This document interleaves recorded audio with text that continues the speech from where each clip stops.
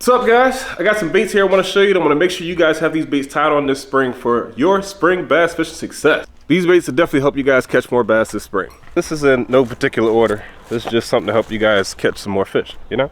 So bear with me. All right, so I'm gonna get you finesse guys out the way first because I kind of hate finesse. JK, not really. That bait right there, that's called the hover rig. It's actually a 6-inch juggle minnow. And I think their color is called like Pro Shad or something like that. All it is a 90-degree jig hook buried into that bait just the right way with a little nail weight up front.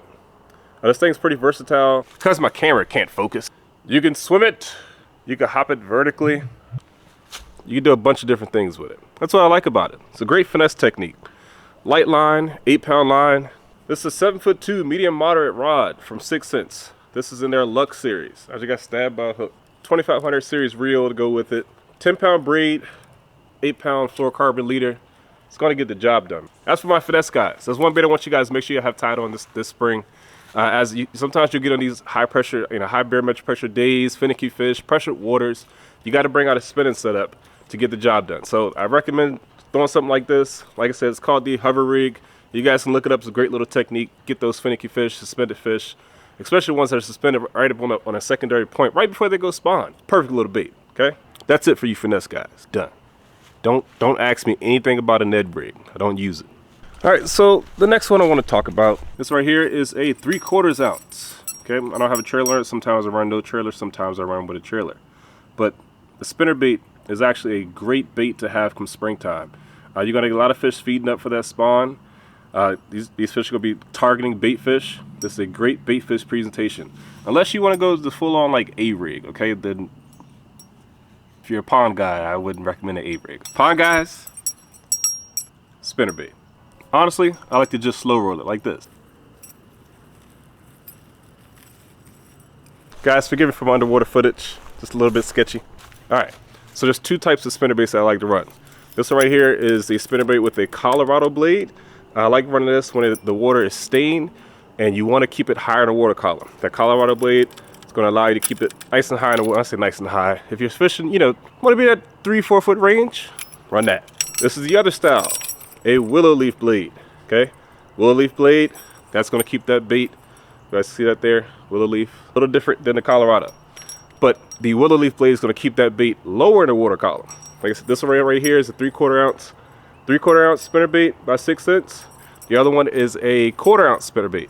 And again, something I wanted to keep a little higher in the water column, so I'm not using something super heavy. But this 3/4 ounce one, I want to keep it down low, keep it down bottom if I want to, fish it in 6, 7, 8 foot of water, or even deeper sometimes.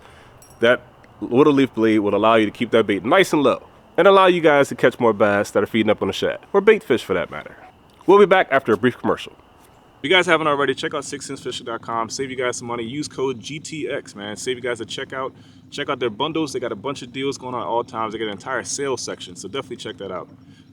Thank you guys. Back to the video. So the bladed jig is the next one on the list. I like to try to keep it as like a natural presentation as possible.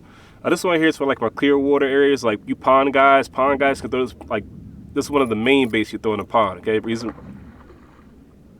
did you hear that splash? But the main reason you throw this in the pond, ponds are normally stacked with bluegill.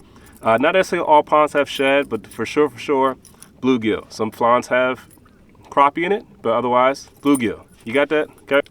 Nice little bluegill color, bluegill pattern. Once the water gets a hair stain, right, then I'll throw a color like this, something like along the white. Okay, and that's, as I'm out here on lakes, rivers, things like that, you want to get a nice little white presentation to give you guys a nice little presentation of like shad or like minnows. Then once the water gets ridiculously stained, like it sometimes gets out here on the Potomac, I throw a black and blue. Okay, black and blue bladed jig in that super stained water. Good contrast. Now here's another scenario. You got a sunny bright day and stained water. I love this. You got a cloudy day and stained water. I love the contrast with the black and blue. Now as that water warms up, the grass below and vegetation below starts to grow up, get you guys a heavier bladed jig, somewhere like 1/2 ounce wise. Keep that thing like literally skimming. This is the grass. I know my presentation's terrible. If this is the grass, you want that bladed jig literally coming right up through the tips of it, okay? Because those fish are gonna be like ready for ambush, sitting in the grass, waiting on the perfect moment to, you know, come out and get bait. So get a little heavier jig when that water temperature starts to warm up and that vegetation starts to grow a lot more. Never know, might surprise you. Now, I picked up a little tip from a pro angler named Brett Height. Okay, if you guys don't know him, definitely check him out. He's a freaking like awesome angler. Okay, one of the best at throwing a heavy bladed jig. I'm talking about like 1.5 ounce type situation. Okay, know that sounds crazy, but go check him out. I'm talking about multiple wins, hundreds of thousands of dollars based on a super heavy bladed jig. Okay, you throw that thing down in 20 feet of water rolling across the bottom.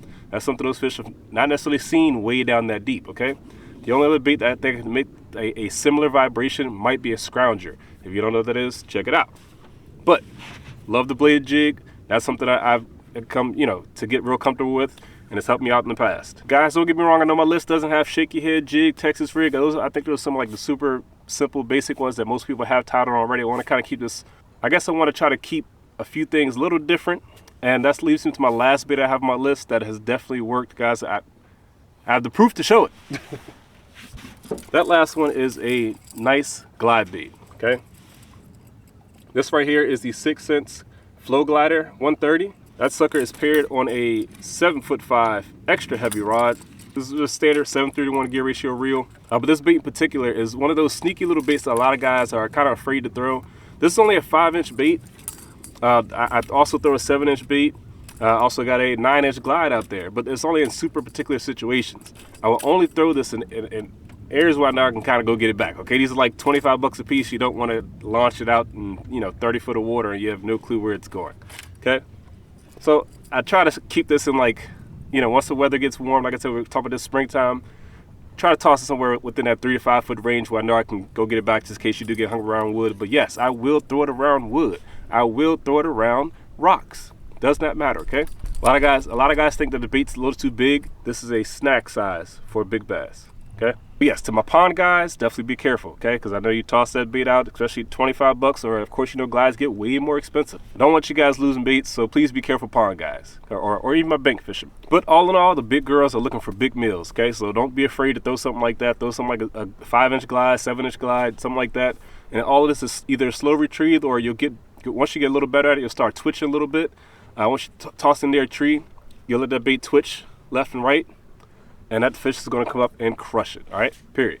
If you guys like learning new tips, techniques, and seeing new gear reviews, please consider subscribing to the channel. You guys can see that right down below. Hit the notification bell. I post videos every single week, man. I do appreciate you guys joining me along this journey and ride. Be happy to bring you all my fishing adventures and all my outdoor adventures, period. Hey man, it's absolutely free. If there's ever anything you guys want me to make a video of, leave a comment down below. I will take care of you. Do not get me wrong. I will reply and or make a video strictly for you. See you guys in the next one.